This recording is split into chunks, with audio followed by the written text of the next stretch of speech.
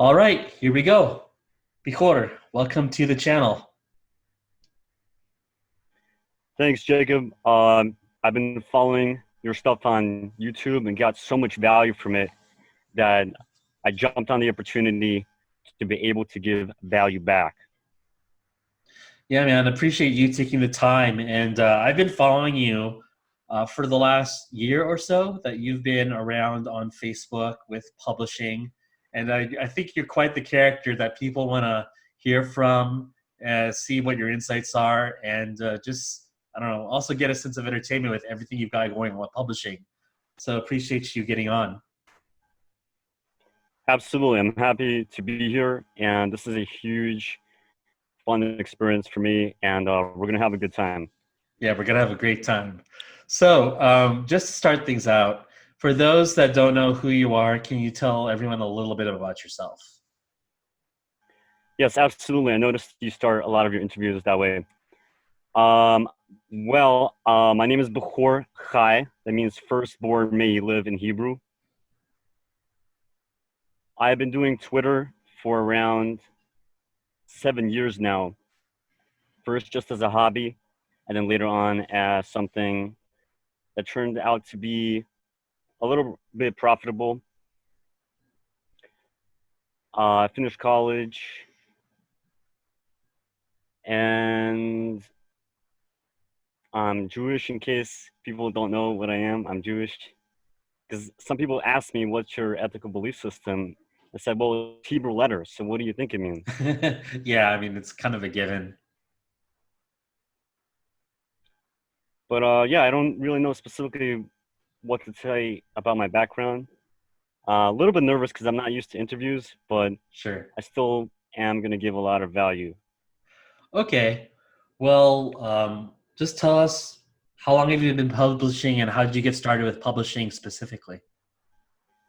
Sure. So I have been publishing actually since around 6 years ago, but then I took a really long break because when I first got into it, around, I don't know exactly when it was around, I didn't get results. So I said, this is a huge waste of my time. I'm out. But I got back into it because back when I was working in the academics, I had a friend by the name of Josh Verge. And we were in the same WhatsApp group. And he would send me screenshots of how much he was making with book publishing. He was making at that time around $2,000 in profit. He was also spending like around $1,000 in ads. I was so impressed by that inspired me to get into this field. So I jumped into it, dedicated an entire summer purely for research. I've got a notebook right here. After watching 9 courses, I took up tons and tons of notes, quotes, quotation marks. This notebook is packed. Very nice. All with different colored pages too. I like that. Thanks. After getting into it in the summer, I was researching it like crazy, did over 100 hours of research, and then 25 more hours after the summer, roughly speaking. I was able to get success almost immediately. And I'm going to reveal specifically what I was doing. I was getting thousands of memes and putting them together into separate meme books and pumping it out on Amazon. And I was making around $30 a day just for memes by itself. So I got success relatively quickly, and that inspired me. That was like a proof of concept. I know that this works. I know there's potential. I did have to take it down because I got an email from KDP saying you can't have stuff on Kindle Unlimited if it's freely available on the web. So I took all that down. But that was a way for me to be inspired and say, wow, there's really something to this. It's not a scam or a conspiracy like I used to think.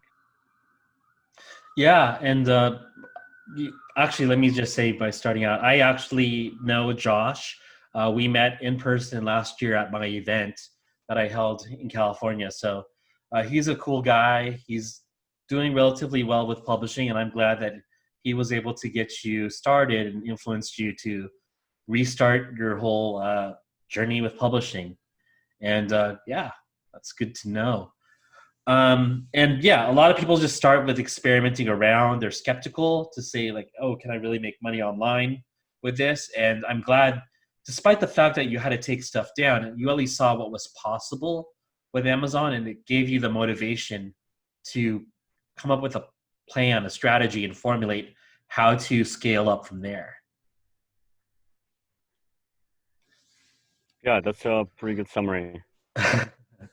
Right on. So, I'm going to just put it out there. You're pretty well known in the community, not necessarily for your flamboyance, but from your, I would say, unique personality with your methods and tactics to make income out of Amazon. So, what do you think is unique with your approach compared to others with regards to making money on Amazon now?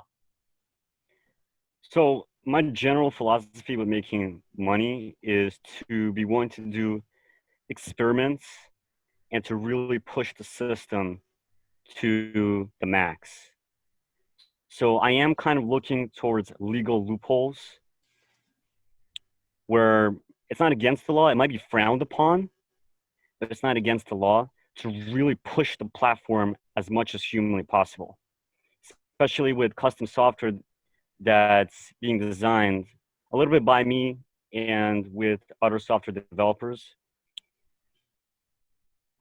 So what makes me different than the competition, I would say, is custom software that's powerful, that can make potentially hundreds of pages really fast, depending on what niche, if it's like low content. So custom software for sure.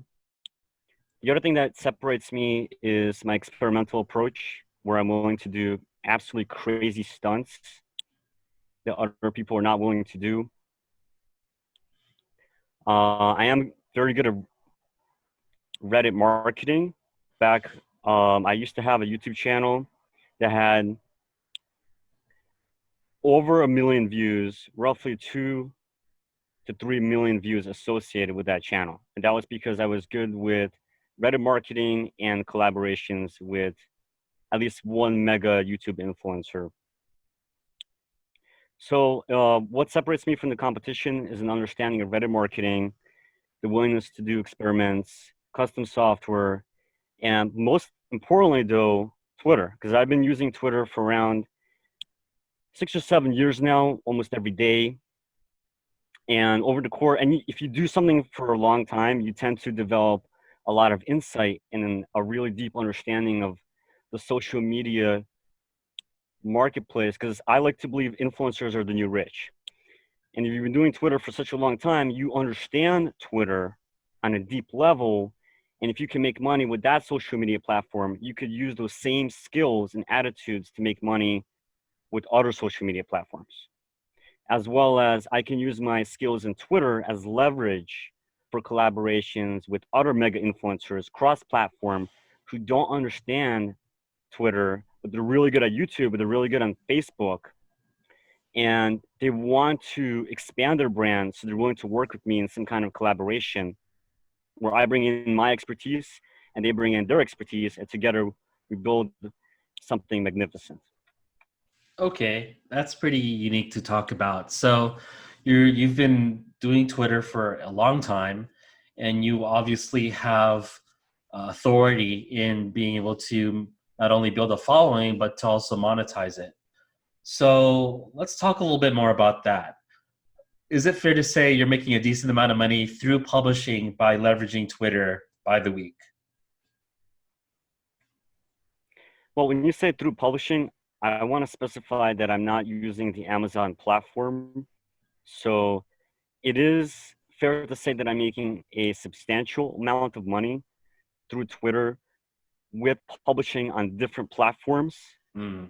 Although I will say substantial is a relative term, but it's a decent sum. Can you tell us how much it Um, is? yeah, so it's extremely volatile. So the numbers that I'm making right now may not represent future, but I will say that I just recently had my best week and I made around 700 in 1 week. Okay. That's pretty substantial, man. I mean, 700 times 4 equals a mortgage or someone's rent in New York City. So I think that's really substantial, actually. So Twitter's Oh, obviously thanks. I working would well say for the you. average is a lot less. The average is a lot less than that, but it could be a lot more because I just got into another collaboration with a mega influencer who has over 100,000 followers. So it could increase. It's hard for me to give numbers because of how volatile it is. Yeah. I had a week that was just $35 and I Mm. had a week that was $300. So from $35 to $300 to 700 back and forth. So I can't give any promises or specific figures. I would just say a substantial amount that it's worth looking into. I have a bachelor's degree and I am still looking into this. So it's definitely worth someone's time if they're willing to work hard and spend the time to learn the game. Yeah, and I think people will appreciate not only your honesty, but the fact that we're going to be talking about this for free. So, despite any monetary claims being made or whatever, we're going to be giving out this information for free. So, there's no liability issues with any claims that you're going to make, and we're just going to be helping people out. So, that's cool. So, whether you're making 700 a week, 500 a week, 35 a week, it's something to any degree. So I guess I'll just not beat around the bush and get straight to it, man. How are you pulling this off? What's your secret? What are you doing? Okay, so I'm gonna blow you guys with so much knowledge. It's gonna be overwhelming, but bear with me. It's a lot of information and it's gonna be technical. It's gonna be a lot of stuff, but bear with me. Maybe replay the video in your home for everyone who's watching. Be willing to replay the video multiple times. So here it goes. First of all, I don't like the Amazon platform because they take away, with Kindle, they take away 30%, and Audible, I believe, takes 60% away. That's a huge chunk of your profits being thrown away into a platform. So that's why I use a different platform called Gumroad. Gumroad is around 5 to 8% that they will take. I also do use Patreon, which is, I don't know what the percentages are exactly, but it's around 8 to 10% that they'll take, which is a huge difference. Plus, the other limitation with Amazon is that you can only price it up to $10 and still get a 70% commission for Kindle. But with Gumroad, you can price it as much as you want. I have seen books being sold for $40. Me too. And the reason why is because it's super niche, where there's literally almost no one publishing a book on that really, really niche subject. So that's why they can charge a premium for it. Because if you go on Amazon, you type in that niche, no one is selling anything on that niche. So they can charge $40 for it. That's something that you can't do with Amazon. So the first thing I would say is use Gumroad, or at least use a different platform. So what I do is on Gumroad, I will sell the book and the audiobook together combined. So I would say you guys can listen to the book and read it at the same time. Gumroad has a really good app, which allows people who buy it to conveniently be able to listen and read it at the same time, I believe. They do have the app. All right, so that's the first key, is to use a unique platform called Gumroad, or really any platform that's not Amazon, because you're also, I know I'm going on a long time about this thing, but it's huge. With Amazon, people can see the competition. Hmm. So you're sending away the traffic that you earned. You worked so hard to get that traffic, and you're sending it away to Amazon where people can see, oh, also bought X, also bought B. But I will say having a paperback on Amazon does give credibility. And it's something that I was able to use as leverage when making collaborations with mega influencers on Twitter. Then I show them, hey, I've got stuff published on Audible and paperback and Kindle, and I could do all that for you for free. I want to bring in my unique expertise and specialized knowledge and skills to help you, Twitter mega influencer ABC. Yeah, and I just want to quickly put it out there to validate what you're saying.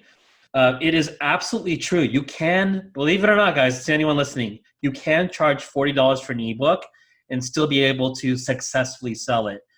Your example of mentioning a very specific niche, I can give one niche away that did extremely well 15, 20 years ago before Amazon sold ebooks as popular as it did. In powerlifting, people would buy $40 ebooks for workout programs, secrets from the elite on like how to gain strength.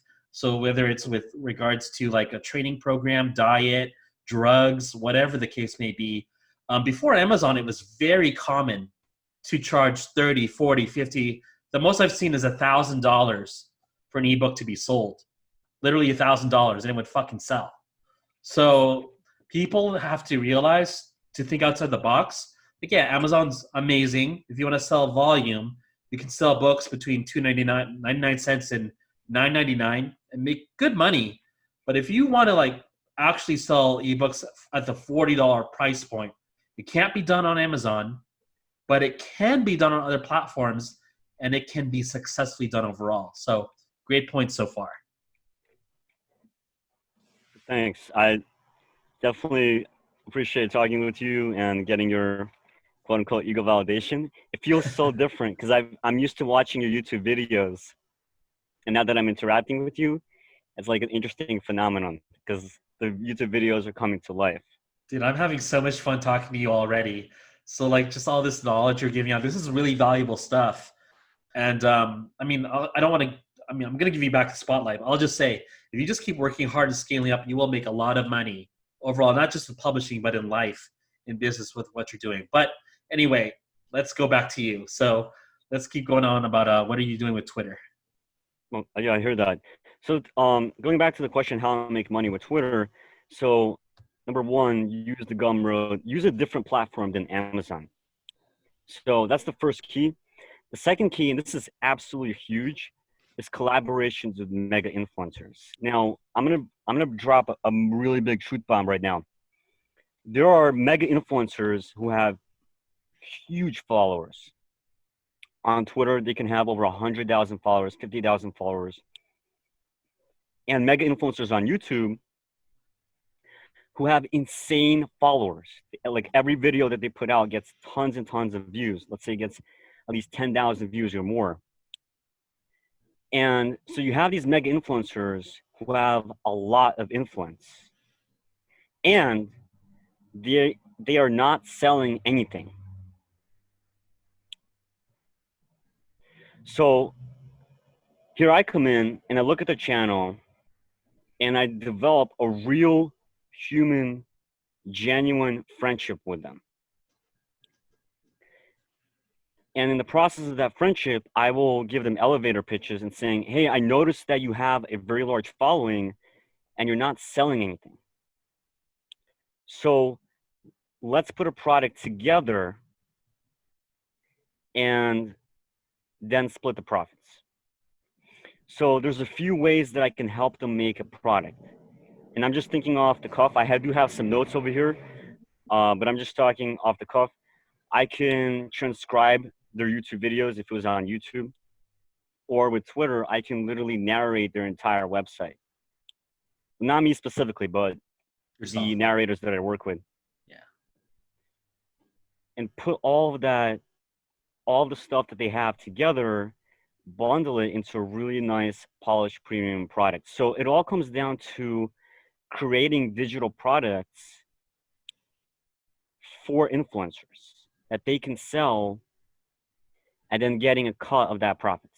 So we have influencers, they're really popular and famous, but they're not good at marketing and they don't understand business.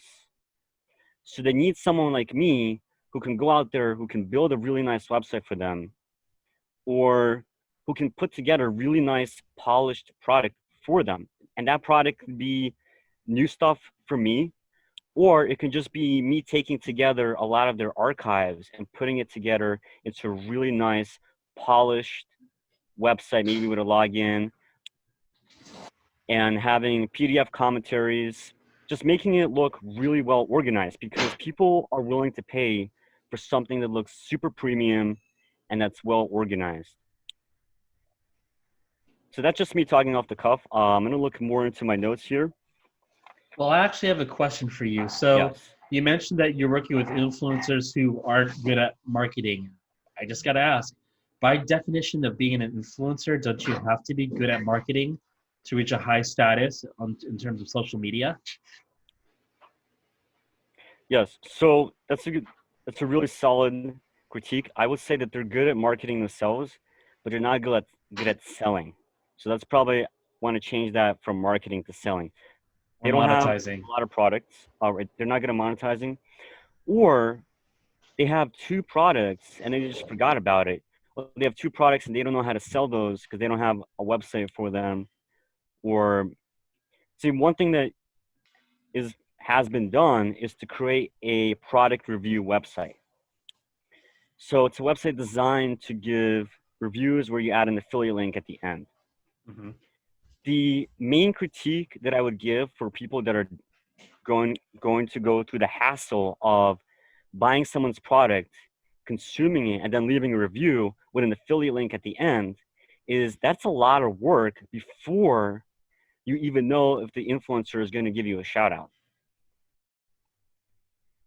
Right. So first, you want to make sure that you have a real friendship with a mega influencer, and you want to know ahead of time if you create this really nice digital product for them, either using their content or creating new content for them, or even making a collaboration where you do some of the content and they do some of the content. You have to know ahead of time that they're going to tell their followers about the digital product that you've created for them, because the last thing you want to do is put in a lot of work for them and then they don't even give it a shout out, or they don't even bring any traffic to that. So it really boils down to this: both people bring something to the table. The mega influencer brings in untold amounts of traffic, and what I do is I bring in a very polished premium product that they can sell. Yeah. So, I mean, with what you're saying so far, I'm loving it. And I've got a lot of thoughts in my head. Like maybe I can work with you on something on another project I've got going on. Although I'm Yeah, not a that big would be influencer awesome. by any means. So yeah, I'm just thinking like how, in terms of actionable steps, okay, you've mentioned start up with Twitter presence, make genuine connections, genuine relationships with influencers, and see how you can inject, add value to that with their brand by creating content, likely published content. Maybe it's a scrape from their YouTube, their Twitter, from wherever. Publish it and then offer a royalty share, royalty split of the profits made. So, is that more or less the bread and butter of what you're doing with Twitter? That is a really big source of income for me.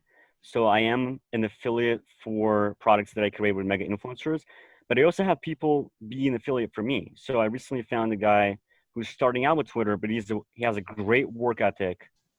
He has hustle and he has writing talent. So I started talking to him, and then I got him to WhatsApp, because that's the huge thing. I don't want to deal with anyone who's not willing to get on WhatsApp. And some Yeah. people have these weird rules where they like, I don't share my information on the internet, so I don't want to deal with anyone like that. So I got him on WhatsApp. We had a long conversation, and now we have a weekly meetup on WhatsApp where we just talk about strategies. And he's an affiliate for me, and I give him traffic because he's putting in the work to sell one of my products. Right on. So you have your back end set up with affiliate products on your end as well that influencers can pitch out, give links to, etc. It's quite the Yes. system. One thing worth mentioning is that when I reach out to these mega influencers, I give them a freebie up front. So, because they're used to getting tons of compliments. Like if you're a mega influencer, you're gonna get hit up probably several times a day by people that want something from you. And it's incredibly annoying because people ask them, hey, can I get a shout out? Hey, can I have this? Hey, can you help me with this problem? And they're annoyed by that because it's a lot of time out of their day. They don't have the time to answer 10 messages a day. So that's why I differentiate myself right away by giving them a freebie. So just for an example, there's a few ways to do that. One of them is to create a book mock-up. for one of their existing books.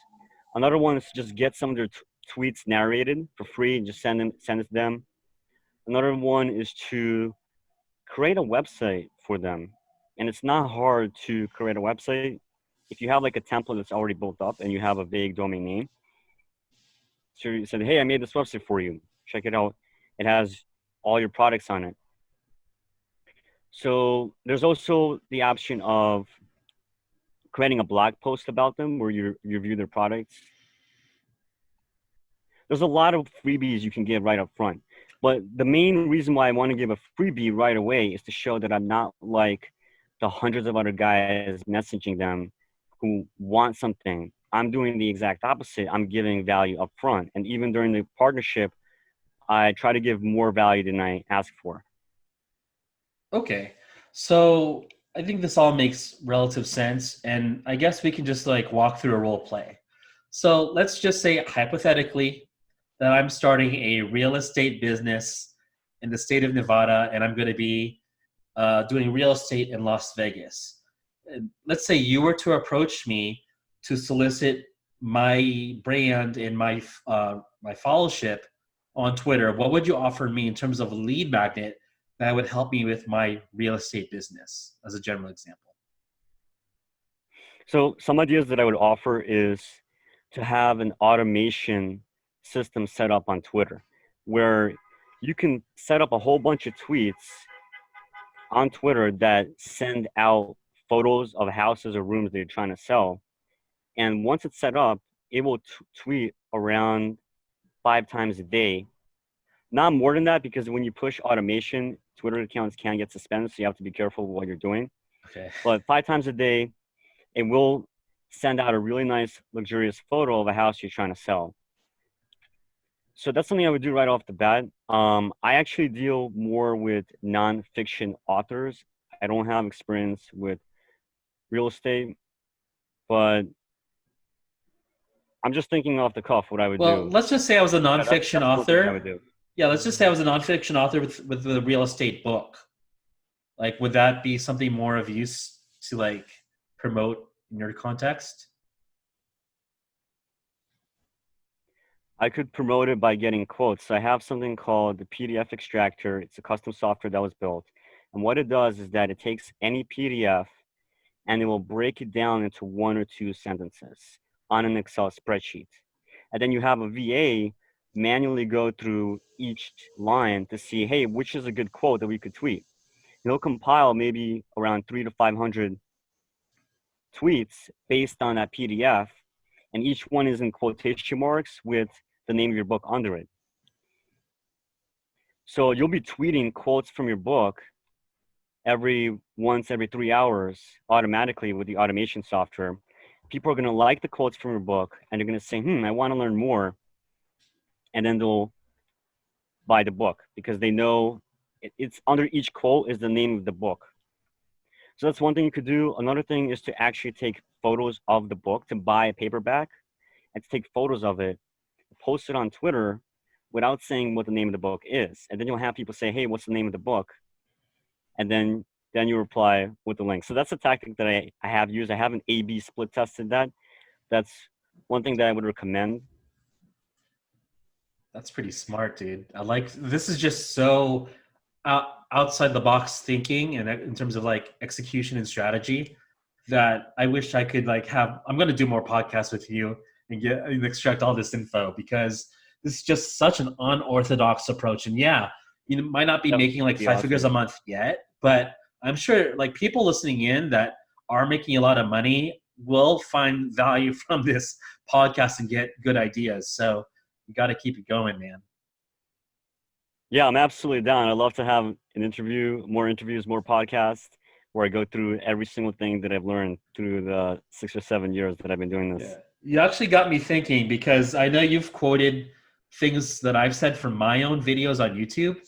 Did you just like quote that from watching my videos or did you use a bot to scrape the dialogue and then you use your quoting automation software to like pick out the best quotes from my videos? I have watched a lot of your videos and I may have forgotten which quotes that I'm using because I heard this quote that people think they're being original, but they actually got the ideas from somewhere else, and forgot where they got it from. Mm-hmm. So I'm sure I'm probably like using other sources without even being aware that I'm using other sources. But I will say that one thing that I really liked from your content is the fact that you said you don't want to be the number 4,000 CBD oil book on Amazon. Because there's Right. some, you need to find a unique angle. Let's say they have 100 pages, you have 200 pages. They have 2019 or 2020. Yeah, and even then, like as you probably know, lately Amazon are blocking books that have duplicate titles, subtitles, not just duplicate content, but even just themes and concepts that are duplications of other people's work isn't flying anymore. So you can't be the 4,000th book on a topic any longer. It's really important to have an original spin. Okay, I think I mean, have we covered pretty much everything that you do with Twitter, or is this just like the tip of the iceberg This and is how the you tip of the iceberg. monetize? Oh shit. I haven't spoken about how to actually grow on Twitter because influencers don't even want to talk to people that are not relatively on their levels. So if you have someone who's 10,000 followers, he's probably not even going to respond to someone that's 500 followers, or someone with 100,000 followers. You're going to need to be at least 10,000 followers for them to really take you seriously, because they're like, hey, this guy says he understands the influencer market and he can help me, but he's not an influencer himself. Right. That's so true. So, what are you doing to build your audience? So I have a list here, which I'm going to talk about different ways Okay. to get shout outs. But I do want to mention a quick point. That is, you have a lot of Twitter influencers who have a PDF of their book that they're selling on Gumroad, because Gumroad is popular on Twitter. Twitter has its own culture, and no one has narrated their book. So one way to just get a collaboration right off the bat is to just say, hey, I'll narrate your book for free, and then go on Workana and get someone for $10 an hour to actually go through the book and read it. And you spend $30, Right. and you got them this narrative, because they don't know that you can get VAs for $2 an hour. Right. I was talking to someone who's literally working for $1 an hour in the Philippines. The average That's not American good. does not know that. So, um, and by the way, that person said $2 is not exploitation and $2 is a good deal. So the average person on Twitter doesn't know that you can get really cost-efficient labor. So if you find someone who can read their nonfiction books and you give it to them for free as a freebie, that is the start of a potentially very lucrative, mutually beneficial business partnership. Yeah, just to reaffirm what you're saying, I know it sounds crazy to people that might hear that you can hire for $1 an hour in the Philippines, but what people need to realize is that right now, with in terms of the global economy, the Philippine peso is like really dropping in value compared to the U.S. dollar. So I think the conversion rate right now is 55 pesos per dollar, and it used to be like you could get 30 pesos per dollar 10 years ago. So what used to be $2 an hour is now worth $1 an hour in the Philippines. So that does make sense. Nice. I do want to add a disclaimer that I do not encourage exploiting people. So try to give them at least $3 an hour, just for the sake of being a good person. But the reason why I said the $1 is because I just wanted to give people a culture shock who don't even know anything about this. Yeah, I mean, I don't hire anyone for even less than $5 an hour, so I'm in the clear. But yeah, people would be surprised what's possible through going on Upwork, Workana, as you've revealed, and elsewhere. So that's really cool, man. You have a lot of different approaches. Like it's really unique. Thanks. I appreciate that. So here's how you get shoutouts. It has one general theme, that the way that you become famous is by associating yourself with someone who's already famous. That is the biggest principle for getting traffic on social media. Find someone who's already famous and get some way, have them give you a shout out by any means necessary. So that's the theme. And there's a lot of ways to have them give you a shout out. On Twitter, it's called retweets. There is one more way to be famous, and that is to actually do something incredible in real life. Like if you made Tesla, you're going to be famous. Your movie actor, you're going to be famous. But for the vast majority of us, that's too time consuming. And what I'm offering is a much more time efficient way. So here's how you can get a shout out. There's a few different ways. And I'm going to mention some of the ways to not do and also what you should do. So here's what to not do is to give a compliment and then ask them for a shout out. That does not work because they get that all the time. And when you give them a compliment, it really falls on deaf ears because they've gotten so many compliments. In general, they don't like people that supplicate to them, although I am guilty of that. But I know that it's actually optimal for me to not supplicate, but to act like another mega influencer when dealing with mega influencers. So that's what to not do. The other thing to not do is to not send long essays as the first message, which some people do. I would say first message should be relatively short because they don't have the time to go through a 30-second read. Usually it will just probably be ignored. So that's what to not do. And here's the last thing to not do is to not do a shout out for shout out when we're not on their level. So someone who's like a 10,000 followers, he's not going to do a shout out for shout out for someone who has 500 followers. You need to get to that level first before you can do a shout out for shout out. So here's what you can do starting out. There is value for retweet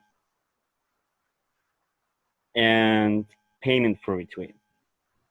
So I would not suggest payment for retweet because it can get expensive. I would just say that the most practical way is to do value for retweet. Find something you can offer to that influencer and then ask them for retweets.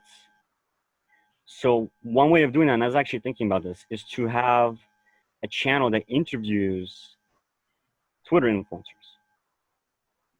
Because they might be popular on Twitter, but they don't know anything about YouTube. So if you have that level of expertise on YouTube, you can bring them cross-platform and give them exposure that way. There is another method, and this is a little bit gray hat, but what it is creating an archive of their tweets. So here's what you can do. Let's say you have mega influencer XYZ. What you can do is you can create another Twitter account that's designed to promote mega influencers XYZ book. And mega influencer XYZ will retweet that Twitter account and you can get traffic that way. And occasionally you could use that account to retweet yourself on your other account. Now, one last method, this is going to be the bread and butter. People starting out on Twitter, because it's actually hard to get your first 1,000 followers. But once you're after 5,000, after 10,000, it's actually really, really easy to grow. It's only hard to start out. There is one black hat method and a few other stuff that I can't mention. But for someone who wants free value and completely white hat method, this is the method.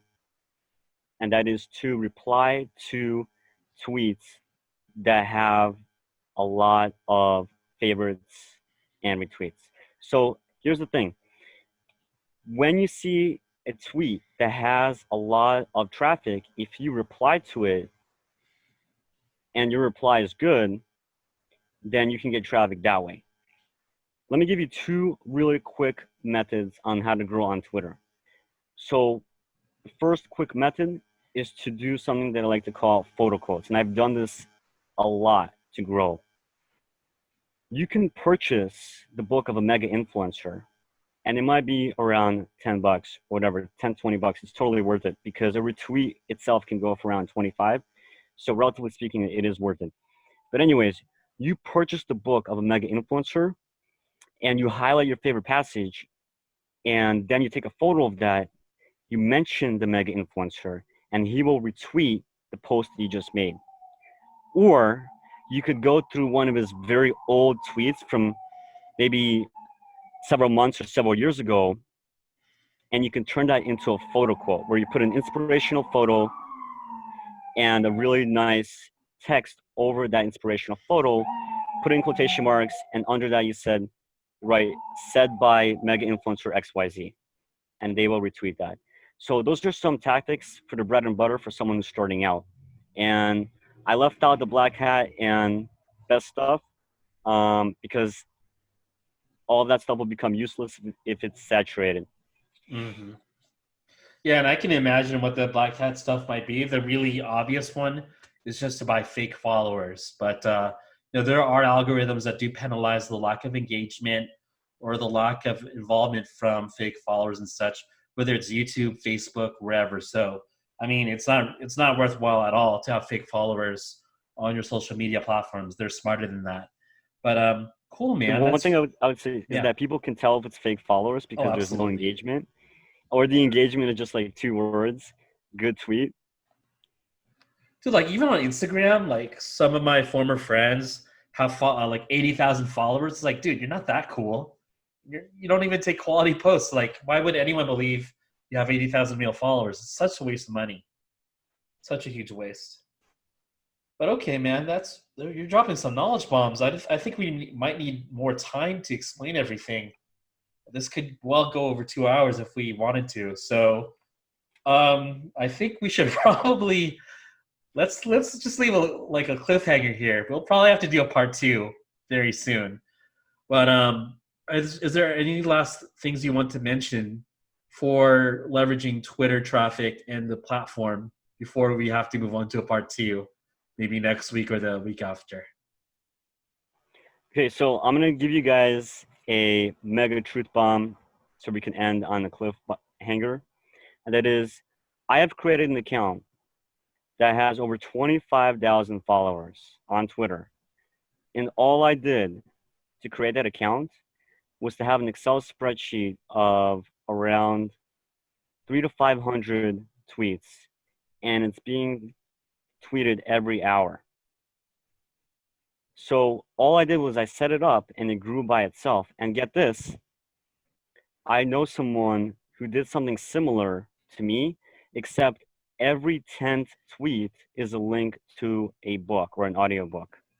So once you understand the Twitter marketplace, it can be relatively passive. It just takes a tremendous amount of time to learn the game because social media is a lifestyle. But once you learn the game, it takes little maintenance and you can make money relatively passively.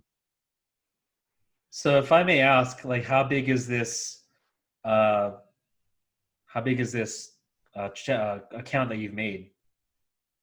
So the account that I've made through automation, where I haven't tweeted stuff with that account for a very long time. I will only occasionally log in to retweet myself from it. Mm-hmm. It is over 25,000 followers. That's pretty freaking good, man. And it's like 25,000 real followers? Yes, real followers. Oh, And shit. there's a few ways you can know that it's real followers because you can look at the engagement. Yep. The engagement is real. Another way is you can look at the person, because I have experience with being able to tell what's fake and real. You can actually go to the followers and you can send them direct messages and say, hey, are you a real person? Like if they have 3 tweets and it's an egg profile, it's probably fake. Yeah, it's likewise with Instagram. If everyone's just private with 0 posts or like 0 followers, it's probably leveraging fake accounts. But yeah, man. Okay, we got to do a part two. I got to get you on again. We've just touched the surface on what's possible, especially with the outline that we were working together for explaining everything. But yeah, is there anything you want to say in closing before we head off onto a part two? Yeah, I do have something to say in closing. I want to thank Josh Burge for inspiring me. I want to thank you for YouTube videos. They were very inspiring because I would say that if it wasn't for your channel, I would not be where I am today. Because I remember at one point you were talking about audiobooks and how incredibly profitable it was. And in the WhatsApp group, people were saying that, did you watch Jacob's video? Did you hear what he said? This is going to be insane. And when I heard that, I was like, man, I need to jump into this. So like, that's it. I'm making 100 audiobooks. Boom. Yeah, I don't think I even have 100 audiobooks on my account yet. So that's awesome, dude. I'm glad I was able to not only inspire you, but give you direction as well with what to do with audiobooks, how to leverage the platform, and anything else I can do for you. Um, I appreciate you listening to me and just taking feedback. So glad to see your success along with your future success. I'm going to stay in touch with you to get more ideas, and we will be collaborating together at some point on some projects that might use Twitter. So thanks for signing on, and we will do a part two. See you later.